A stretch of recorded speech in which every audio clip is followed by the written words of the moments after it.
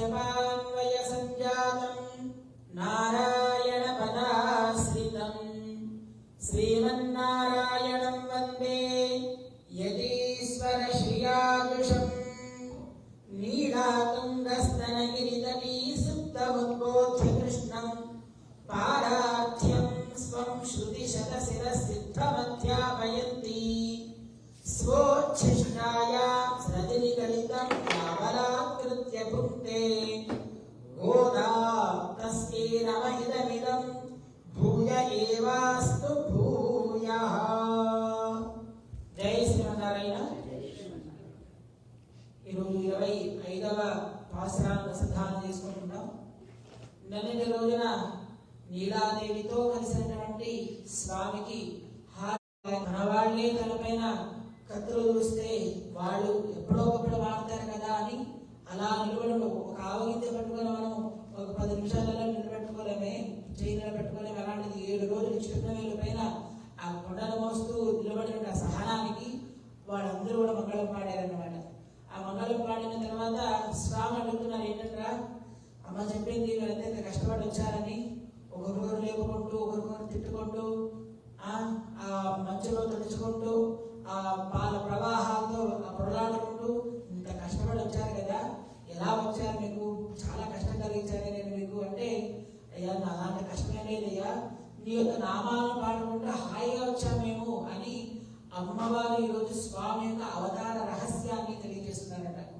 మరి సహజంగా స్వామిని దరికి చేరడానికి ఎన్నో మార్గాలు ఉన్నప్పటికీ కూడాను ఆ స్వామి యొక్క అవతార విశేషాన్ని తెలుసుకోవడము, అవతార తత్వాన్ని తెలుసుకోవడం కూడాను ఆ స్వామిని పొందడానికి, మోక్షాన్ని పొందడానికి ఒక మార్గము అని ఆయన భగవద్గీతలో ఆయన చెప్తాడు అన్నమాట. ఇవం వివస్వదే ప్రోక్తం. నేను ఇదంతా కూడాను ముందు సూర్యుడికి చెప్పానయ్యా, ఆ సూర్యుడు మనవుకి చెప్పాడు, ఆ మనవు నుండి అందరికీ అందింది అంటే ఇది డౌట్ వస్తుంది. అపరం భవతో బ్రహ్మ, నువ్వు ఎక్కడో పుట్టావని చెప్తున్నావు, ఇప్పుడు నాతో పాటు ఉన్నావయ్యా నువ్వు. కథం అహం విజానీయా, నేను దీన్ని ఎలా తెలుసుకోగలను, నువ్వు వాళ్ళకి చెప్పావని, నీ జన్మ నా జన్మ ఒకటేనా, నువ్వు నేను కూడా ఒకేసారి పుట్టిన వాడవా, మరి నీకు కూడా కర్మ ఉండదు.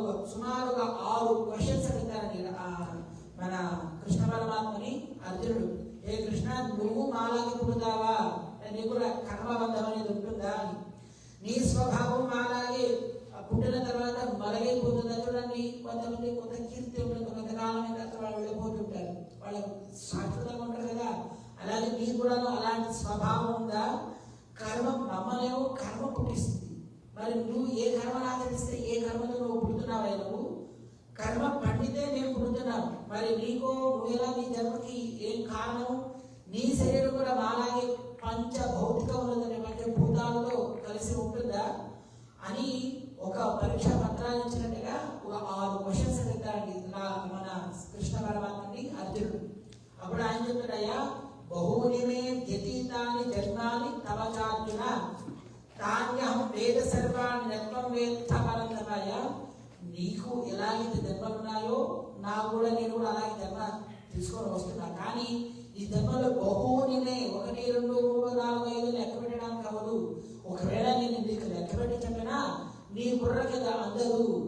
చూడండి, మన కంప్యూటర్స్ లో కొన్ని అంకెలు కానీ స్టాప్ అయిపోతుంది, దానిపైన మన వేదాల్లో 1 పక్కన 60 సున్నాలు వేసేంత వరకు కూడా లెక్క చెప్తుందండి.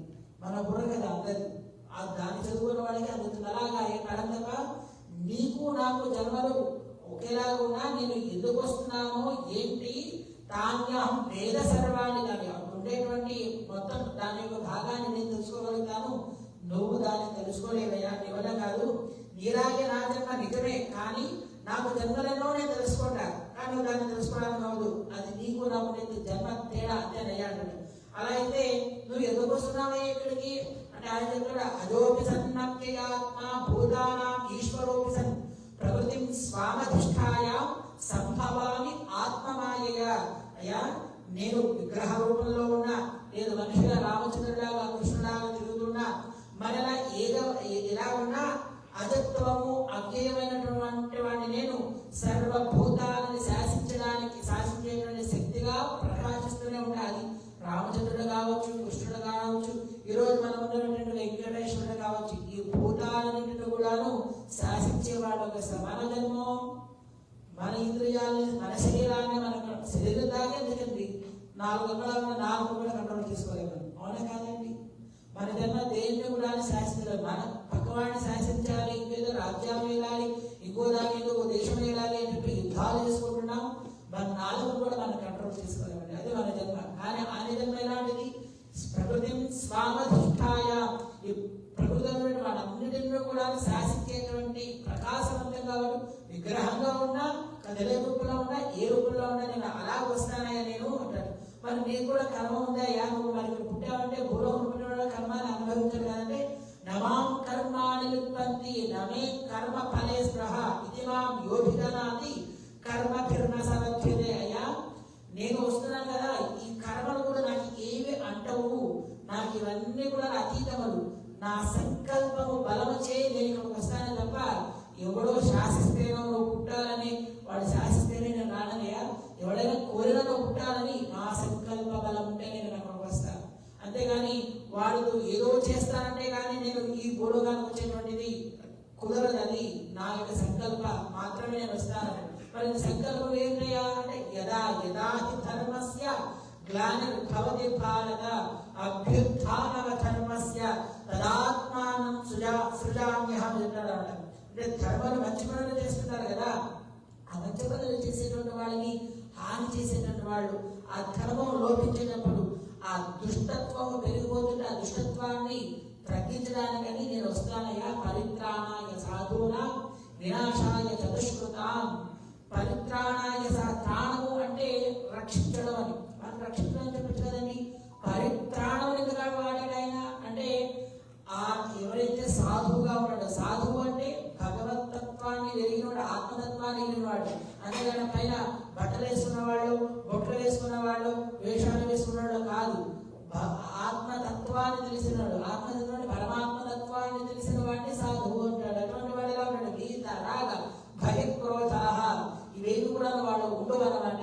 అలాంటి వాళ్ళని ఉంటారు కదా, వాళ్ళతో పాటు ఉండేటువంటి ఆ సమూహాన్ని కూడా ఆ పరివారాన్ని కూడా రక్షించడానికి పరిత్రాణాయ అని చెప్పాడు ఆయన. లేదంటే త్రాణాయ సాధువునామని చెప్పాల్సిందే ఆయన. పరిత్రాణం అంటే ఆయనతో, అంటే ఆ సాధువుతో, అంటే భగవంతుడితో, వైష్ణవులతో కలిసిన వాళ్ళందరినీ కూడా రక్షించడానికి నేను వస్తానని భగవద్గీతాది గ్రంథాల్లో నువ్వు చెప్పావయ్యా. నువ్వు మాకు తెలుసా జన్మ రహస్యము.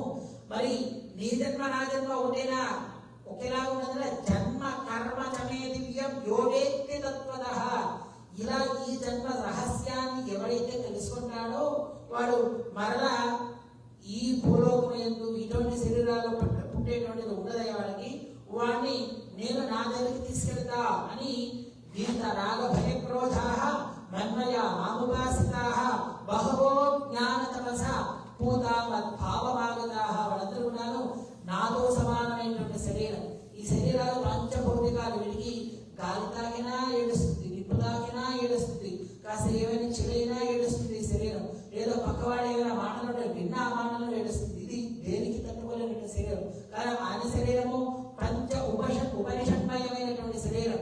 అటువంటి శరీరాన్ని నేను నీకు ఇస్తానయ్యా, నా అవతార రహస్యాన్ని కనుక తెలుసుకోండి అని ఆయన సాధువులైనటువంటి వాడు. ఆ అవతార రహస్యాన్ని తెలుసుకున్న వాళ్ళకి దేనిపైన ముందు రాగం ఉండదు. వీత రాగ భయ క్రోధ దేనిపైన కూడా రాగం ఉండదు. అలాగే రాగం అంటే ఇష్టం, ఇది నాకు కావాలి, నేను పొందాలి అనేటువంటిది ఏది వాడికి ఉండదు అన్నమాట. అలాగే భయం, దీనివల్ల ఇదేదో నాకు చేసి నేనేదో హాని అయిపోతే నేనేదో కోల్పోతానని. ఎందుకంటే సర్వాత్మన ఆయన ఉన్నప్పుడు ఈ శరీరం పోయినా ఇంకో శరీరం వచ్చిన అందరూ కూడా ఆయన ఉంటాడు కదా అని ఆయన యొక్క తత్వాన్ని తెలుసుకోవడానికి పాకులాడుతున్నాడు తప్ప ఇంకోటి ఏదో దానివల్ల భయపడేటువంటి స్థితి వాడికి ఉండదయ్యా. అలాగే మనకి ఆ శరీరానికి కలిగేటువంటి అసౌకర్యం వల్ల ఎప్పుడు మనకి కోపం ఏర్పడుతుంది, ఎప్పుడు పక్కవాడి మీద ద్వేషము పగలు వస్తాయి. మనసుకి నచ్చకుండా ఉండేటువంటి పని చేస్తే ఆ పని పైన ద్వేషాన్ని ఆ వ్యక్తి పైన పెడుతుంటాడండి. మన ఏవ మనుష్యాణం కారణం బంధమోక్షయో బంధాయ విషయాసంగి మోక్షే నిర్విషయం స్మృతం అని మనకి వేదం చెప్తున్నారు అన్నమాట. మైత్రాయనటువంటి శాఖలు. అసలు ఈ బంధాలంతా కారణం మనసేనంట. మన ఏవ మనుష్యాణం, ఇక్కడ ఏవ చెప్పారు, ఏవ అని చెప్పారంటే ఇంకొకటి కారణం కాదు అని అర్థం. ఎందుకంటే బంధాయ విషయాసంగి, ఈ ప్రపంచంలో ఉండే విషయాలన్నిటిని అన్నిటిని కూడా తీసుకొని దీంట్లో స్టోర్ చేసేస్తున్నాం మనం. చిత్రగుప్తుడు అంటున్నాడు కదా, వింటున్నాడు కదా, ఆయన మన పాపాలను కూడా నన్ను ఏదో నోట్స్ చేస్తున్నాడని. కొంతమంది పెద్దలు ఉన్నారండి, చిత్రగుప్తుడు చిత్తగుప్తము ఉండాలి. చిత్తము ఏంటంటే మనస్సు ఎందు మనం చేసిన కర్మాలన్నీ గుప్తాలైనవి. అయితే ఒక్కొక్కసారి మనకు కనబడవు, ఒకసారి కనబడుతుంటాయి. ఏం చేస్తున్నామో మనకి తెలుసు, తప్పు చేస్తున్నామా రాంగ్ చేస్తున్నామా, కానీ ఎదుటివాడికి దమ్మంతో నేనే కరెక్ట్, నేనే సాచాన్ని ముందు పెడుతూ ఉంటాం అనమాట. ఇది పరిగణది. ఇలాంటి వాటిని అన్నింటిని కూడా ఆయన వాటి వల్ల కలిగిన క్రోధాలు కామాలు అవన్నింటిని కూడా వదిలేసి ఉంటాడయ్యా. అటువంటి వాళ్ళని రక్షించడానికనే నేను సంభవామి యుగే యుగే, ప్రతి యుగంలో కూడా నేను వస్తున్నానయ్యా అని ఆయన చెప్పినటువంటి అవతార రహస్యం నాకు తెలిసాయి. అందుకే నింద్ర సుడరే ఉలగిన తోట్టుమా నింద్ర సుడరే అని అమ్మవారి మనకి 19వ భాషలో చెప్తారనమాట. ఈ లోకంలో ఉండేటువంటి వాటిని అన్నిటి కూడా మాయలో ఉండేటువంటి కనబడకున్నటువంటి స్థితి అంటే కనబడే స్థితిలో వచ్చినటువంటి అమ్మవారి ఎక్కడ అర్థం చేసింది? శ్రీవిల్లిపుత్రుడు. అక్కడ ఆయన కదిల రూపంలో ఉన్నాడు. ఏంటి ఆయన? వనభద్ర సాయిగా విగ్రహ రూపంలోనే విగ్రహమూర్తిలోనే ఉన్నాడు ఆయన. నింద్రసుడ తోట్రమాయ నింద్రసుడరే తూయలేట ఆయన చెప్పారు కదా. ఆమె విశ్వాసం ఉందని ఈ రోజు వచ్చినటువంటి ఆయన ఆ రోజు ప్రామిస్ చేశారు కదా, ఆయనే ఈ రోజు కూడా వచ్చాడు అని ఆ అవతార విశేషం నాకు తెలిసేయా అని స్వామి చెప్తుంది అనమాట. అది ఎలాగ స్వామి చెప్తుందో ఆ భాషను మనం కూడా అనుసంధానం చేసుకొని ఒకసారి భాషను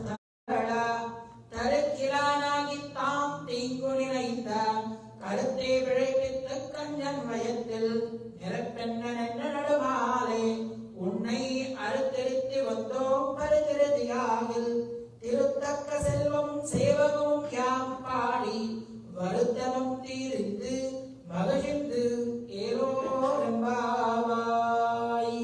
స్వామి అడుగుతారన్నమాట, ఎంత కష్టపడి వచ్చారన్న వీరందరూ కూడాను. అది ఒకరు కాదు, ఇద్దరు కాదు, ఎవరిని మిస్ కాకుండా అందరిని తోడు పెట్టుకొని ఎన్ని కష్టాలు వచ్చినా వాళ్ళని అన్ని ఎదుర్కొని ఇక్కడికి వచ్చారు.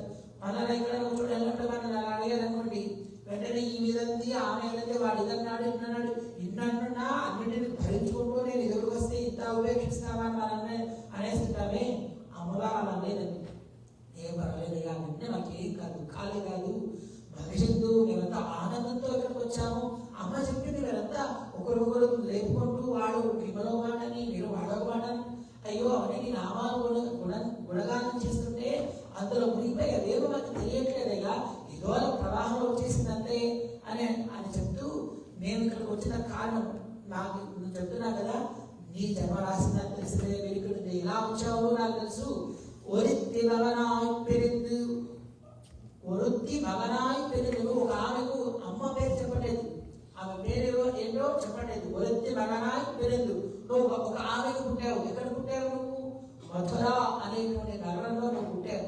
ఆ పుట్టడం ఎలా పుట్టావు నువ్వు? శంఖ చక్రాలు కదా, సాయం పంచాయుధాలతోటి మగకుండాలతోటి శ్రీవత్స వస్తువులతోటి అలా పుట్టేశాను. ఎందుకంటే నేనే పుట్టాను అని ఆయన వాళ్ళకి చెప్పాలి. ఎందుకంటే వాడు ఒకప్పుడు ఏదో తపస్సు చేసి నువ్వు నాకు పుట్టాలి అనగానే వాడు మరణించి నేను పుడతానని నువ్వు మరణించావు, అందుకని నేనే వచ్చానని తెలియచేయడానికి అలా చెడు విధాలతో వస్తే ఉపసంహార సర్వాత్మన ఇవన్నీ కూడా నువ్వు ఉపసంహరణ చేసుకోవయ్యా. నేను కంసుడు చూస్తే ఏం చేసేస్తాడని భయంతో ఉపసంహార అనగానే వెంటనే పుట్టినవాడు పుట్టిన వెంటనే ఆమె మాట విన్నావు. ఆ 2 చేతులు దాచేసుకుంటే 2 చేతులు కనబడ్డావు. రాముడు 25 సంవత్సరాలు వచ్చిన తర్వాత ఆయన దశరథుడు మారింది, అడవికి వెళ్ళింది. ఈయన పుట్టగానే ఆమె మాట విన్నావయ్యా. నువ్వు ఏం చేసావు? పుట్టగానే ఆ దేవకి పరమానందం. అసలు ఆ దేవికి ఆనందం ఉందో లేదో తెలియదు. ఆ దేవికి ఆనందాన్ని కలిగజేస్తే నువ్వు పుట్టావయ్యా. నువ్వు అదోపి సన్నప్యయాత్మ, నువ్వు తెలుసు నీ అజాయమాన బహుధా విజాయతే. వేద చెప్తుంది నువ్వు అజాయమానికి జన్మ లేదని, కానీ నీ సంకల్పము చేత పరిత్రాణాయ సాధువును రక్షించటకై నువ్వు ఆ రోజు పుట్టావయ్యా. మాకు తెలుసా సంగతి. ఒరుత్తి మగనాయి పెరిందు ఓడరదిల్ వరుద్ద మగనాయి ఒళిత్త వరడ. ఆ పుట్టడమే అంత పుట్టడే కాదు, అక్కడుండి ఒకరోజు రాత్రిలో తెలియకుండా ఎవరికి తెలియకుండా రహస్యంగా ఆ యమునా నదిని దాటుతూ నువ్వు ఈ రేపల్లికి ఈ నందగోపురానికి చేరావయ్యా. ఆ విషయం నాకు తెలుసు. అది కూడాను చాలా గొప్ప రాత్రి, అది సామాన్యమైనటువంటి రాత్రి కాదని. ఆ కాల రాత్రిని దాటుకుంటూ మా రేపలకు వచ్చావేను. మరి ఎక్కడికి వచ్చేలా తిరుగుతున్నావు? వడిత్తు వరడ వలనాయి పెరుగు వడిత్తు వరడ. ఎవ్వరికి తెలియకుండా నీ జన్మ రహస్యాన్ని ఎవ్వరికి తెలియకుండా. యశోదమ్మ నా పిల్లాడే కూడా పాలు ఇచ్చేస్తుంది, నువ్వు పాలు తాగేస్తున్నావు. ఎవరిచ్చినా అలాగే పాలు తాగేస్తున్నావు. వాడి యొక్క గుణాలని, వాడికి కలిగిన కష్టాలని తొలగించేస్తున్నావు. నీ యొక్క జన్మ రహస్యం మాకు తెలిసిందయ్యా అన్నాడు. సహజంగా ఇక్కడ స్వామి రేపలలో పుట్టాడు, అంటే మథుర నగరంలో పుట్టాడు ఆయన. మథుర అంటే ఈ శరీరానికి మథుర అని పిలుస్తారండి. అంటే ఆచార్యుడు ఆయనకి తండ్రి, మంత్రము ఆయనకి తల్లి అనమాట. ఆచార్యుడు యొక్క రమిస్తూ ఉంటాడు మథురా నగరంలో. అంటే వసుదేవుడి యొక్క శరీరంలో ఆయన రమిస్తూ ఉంటాడు. ఇక్కడ నందవ్రజంలో నందగోపుడి యొక్క కాపులలో వాడు ఉంటాడు అనమాట. అక్కడ స్మరణ చేస్తూ చేస్తూ చేస్తూ మంత్రము అది కాల ప్రవాహంతో, యమునా నది ప్రవాహం కదా, అలాగే కాల ప్రవాహంతో ఒక ఆచార్యుడు నుండి ఇంకో ఆచార్యుడికి, అక్కడ నుండి ఇంకొకరికి ఇంకొకరికి చేరి చేరి చేరి ఈ రోజు మా దాకా వచ్చింది ఆ మంత్రం. అది ఈ శరీరానికి పొగలు రాత్రులు ఈ ప్రకృతిలో ఉన్నట్టుగా ఈ జన్మకి ఒకే రాత్రి ఒకే పొగలు ఉంటారండి. భగవతత్వం తెలియనంత వరకు కూడా, భగవంతుడి యొక్క విశేషం తెలియనంత వరకు కూడాను, భగవంతుడి యొక్క జ్ఞానం మనకి స్మరణకి రానంత వరకు కూడాను అదంతా చీకటి, అదంతా అగాధమైన రాత్రి అంటారు. ఎప్పుడైతే భగవంతుడి గురించి మనం మేల్కొంటామో, ఎప్పుడైతే ఆచార్య సమాశ్రయం మనకు కలుగుతుందో అప్పటి నుండి ఈ జీవితానికి పొగలు మళ్ళీ రాత్రి అనేది రాదు అని అంటారు అనమాట. అలా రావాలంటే కారణం ఏంటంటే గొప్ప చీకటి. ఆ రోజు ఆయన పుట్టి బయటకు వచ్చినటువంటిది ఆ గొప్ప చీకటి ఉండడం లేదా భగవతత్వం తెలుస్తుంది మనకి. లేదని ఎలా తెలుస్తుందండి? తెలియదు కదా. అందుకనే ఆ గొప్ప రాత్రి, ఆ రాత్రి కూడా పేరు కూడా చెప్పట్లేదండి. శ్రావణ అష్టమి చెప్పచ్చు కదండి, శ్రావణ కృష్ణాష్టమిని. ఎందుకంటే మళ్ళీ ఎవడైనా వచ్చి ఏమైనా చేసేస్తాడా అని విష్ణు చిత్రుల వారిని అడిగితే ఎప్పుడు కృష్ణుడు పుట్టిందంటే హస్తకి 10వ రోజు అంటే చెప్తాడు ఆయన. హస్తకి 10వ రోజు అంటే ముందు 10వ రోజా, ముందు 10వ రోజు అంటే శ్రావణ నక్షత్రం వస్తుంది, వెనక 10వ రోజు అంటే రోహిణి వస్తుంది. హస్తతో కలుపుకో లెక్క పెట్టాలా, వదిలేసి లెక్క పెట్టాలా తెలియదు. ఎందుకంటే ఎవడైనా ఏమైనా చేసేస్తాడు. ఆ రోజు పుట్టిన వాళ్ళని చూస్తే మళ్ళీ ఫలానా డేట్, ఫలానా ఇది వాడు పుట్టిన టైం, ఇలాంటి వాడిని సంబంధించి ఏ రాక్షసుని పంపిస్తాను అని చెప్పరండి. వీళ్ళు కూడాను అదే ప్రేమతోటి ఒక ఆమెను పుట్టావయ్యా, అద్వితీయాలు ఆమె. ఒక రోజున నైట్కి ఇక్కడ వచ్చిన కాలం పేరు కూడా చెప్పట్లేదండి. మరి ఇక్కడికి వచ్చి యశోదామ దగ్గర పేరు అది కూడా చెప్పట్లేదు. ఎందుకంటే మళ్ళీ ఎవడో చేయించి ఏగాయత్రం చేసేస్తారని ప్రేమతోటి ఈమె బయటకు పెట్టదనమాట. అలా ఒడితో వెళ్ళ మగనాయకుల తిరుత్తి తరిత్యాలానాగి తాంకు తీంగునినైంద. సహజంగా కంసుడు చాలా గొప్పవాడండి, మనకంటే వాడు చాలా గొప్పవాడని చెప్పచ్చు. వాడికి తెలుసు ఎనగో గర్భమున పుడతాడు, నేను పోతాను అని వాడికి తెలుసు. మనము రేపు పోతామని తెలియదు. అంటే వాడికి టైం తెలుసు, నేను ఎప్పుడు పోతాం అనేటువంటి time already date of birth పాటు డెత్ ఆఫ్ డేట్ కూడా తెలుసు. మనగా ఈ మరోక్షణంలో ఉంటామా అనేది తెలియదు. కానీ మనం ఎన్ని చేస్తుంటామండి, ఎన్ని రకాల మనం చేస్తుంటాం, ఎంత మనం దూషిస్తుంటాం, ఎన్ని బాధలు పడుతుంటాం మనం. అవునా కాదండి? వాడు ఎండు ఎప్పుడైనా తెలిసిన తర్వాత కూడాను సవ్యంగా ఉన్నాడు అన్న ఉండేది. పుట్టాడో తెలిసింది, అక్కడిలో ఒక్కొక్కడికే వాళ్ళకు మంత్రాన్ని ఉపదేశం చేస్తున్నాడు. ఒకే మంత్రం, కృష్ణ వరణ కృష్ణ వరణ. వాడికి వేరే మంత్రం లేదు. ఆ పూదను పంపించినా కృష్ణవరణం, శకటాసుని పంపించినా కృష్ణవరణం, వత్సాసుని పంపించినా కృష్ణవరణం, ఎవరిని పంపించినా అందరికీ కూడా కృష్ణవరణం కృష్ణవరణం కృష్ణవరణం. ఈయన అనుకున్నాడు కృష్ణుడు కృష్ణ మరణం అంటే కృష్ణుడి చేత మరణమా, కృష్ణుడి మరణం అని చెప్పండి. అది సరే కుదిరిదొక్కట్లేదు. కృష్ణ మరణం కూడా వస్తారు ఇక్కడ. సో ఆయన మనసులో భావం జపిస్తున్నాడు అన్ని కృష్ణవరణం అని. కాబట్టి నేను దాన్ని నిజం చేయాలని చెప్పి కృష్ణుడి చేత అని చెప్పారు. ఒక్కరోజు బోధన వచ్చాడు, బోధన పోయింది. శకటాసుడు వచ్చాడు, వాడిపోయాడు. అక్కడ నుండి ధూమాసుడు వచ్చాడు, వాడిపోయాడు. అందరూ కృష్ణవరణం కృష్ణవరణం. ఈయన మనసులో అదే స్మరిస్తూనే కృష్ణవరం కృష్ణవరం కృష్ణవరం. తన ఇలా నాకు తాము తీకునేదా పుట్టాడు, ఎప్పుడో వస్తాడు. అప్పుడు హాయిగా జీవితం అనుకున్నాడు, ఆ విలాసాన్ని అనుభవిద్దాం అనుకున్నాడా? మనలాగే చూడండి, అందరన్న మాటలు వేసుకొని ఓడి చేస్తుంటారు. ఇది తగదు. అక్కడ కంసలా మనం ఉండకూడదు, గోదాదేవిగా ఉండాలి. ఎప్పుడో ఒకటి శరీరం వెళ్ళిపోతుంది, అంతా శాశ్వతంగా ఉంటుంది. శరీరం ఉన్నంత కాలం పక్క వాళ్ళు ఏడిపించకుండా, ఎవడైనా ఏడిపించిన మనం ఏడుకుంటా, రెండు ఉండాలి. వాడు ఏడిపించకూడదు, ఎవడు ఏడిపితే వాడు ఏడవకూడదు, హాయిగా సరగాలన్నమాట. కమసలా ఉండకూడదు. తరిక్కిలానాగి తాంగు తింగని మీద వాడు మనసులో నేను స్మరిస్తూనే ఎంతో మందిని పంపించిన వాడి వాక్యనే వాడి మాటనే నువ్వు సత్యం చేసేవయ్యా. నాకు తెలుసు. కరుతే విడపెట్ట కన్యనుయత్తిల్ వాడి ఆలోచన అన్ని కూడా తల కిందలు చేసి వాడి కడుపులోనే వాడు చూడండి, వాడు సావును ఎక్కడ పెట్టుకున్నాడు, వాడు కృష్ణవాడు వాడు కడుపులోనే పెట్టుకున్నాడు. వాడి కడుపులోనే నువ్వు నిప్పులాగా పెరిగి వాడిని నువ్వు ఏం చేసి నిన్న నడవాలి. ఆ నిప్పు వల్ల తిరిగి ఆ భక్తుల పైన వచ్చేటువంటి అంటే గొల్ల పిల్లలపై ఉండేటువంటి ప్రేమ చేత అతన్ని సంపాదించేవయ్యా. వాడు పోతే వాడు పెట్టుకున్నాడు కడుపులో. ఓకే, నేను ఇక్కడ కూడా హాయిగా ఉండేవాడిని ధనుర్యాగం అని పేరు చెప్పి నేను అక్కడికి తీసుకెళ్ళాడు. వాడి సామాను వాడు కూడా తెచ్చుకున్న వాడు ఊరిగా ఉన్నాడంటే అక్కడ వరకు వెళ్ళినా చూడండి, భగవంతుడు రక్షించాలి అంటే పై మాట చాలండి. నేను నీ వాడనయ్యా నన్ను రక్షించు అంటే నీ లోపల ఏ దురుద్దేశంతో కూడా ఆలోచించకుండా రక్షణ చేశాడు. శిక్షించాలంటే పొరలు తీసి అప్పుడు అక్కడే ఎక్కడో చోటైనా కానీ మల్లడు చాడవులో ఇద్దరు యుద్ధం చేసేవాడు అంటాడు. ఎన్ని ఆపదలు కలిగించాడా నీకు అన్ని ఆపదలు రక్షిస్తుంది. నేను హ్యాపీగా అయితే వాడు పోతాడని కానీ లోపల పెట్టుకున్నాడు. ఇప్పుడు తెలియదు వాడికి తెలియదు. కృష్ణవాడ లోపల జపిస్తూనే ఉన్నాడు అనమాట. అలాగా నిన్నడని వాలేదు తెలిసేయని భక్తులపై ఉండే ప్రేమతోటి ఆయన ఎక్కడ కష్టం కలిగిస్తాడు నా భక్తులకి అని, ఈ నంద ప్రజనానికి కలిగిస్తాడని నువ్వే అక్కడికి వెళ్ళి అతను సంహరించావయ్యా. ఆ విశేషం ఈరోజు మా వరకు వచ్చిందంటే అంతా అక్కడ సంహరించి అక్కడ పుట్టి అక్కడే పెరగచ్చు. అంత మాయగలిగిన వాడు కానీ మా వరకు వచ్చామంటే మాతో మాట్లాడడానికి మమ్మల్ని రక్షించడానికి మేము చేసినటువంటి కర్మ బంధాలను తొలగించడానికి మా దగ్గరకు వచ్చావు అని అతని యొక్క రహస్య అవతారాన్ని చెప్పి ఉన్నే అరుతిరుతోందో నిన్నే అర్థించి మేము ఇక్కడికి వచ్చావా, నిన్నే కోరి మేము వచ్చాము తప్ప వేరే ఇతరత్ర ఏమీ మనలో లేదయ్యా.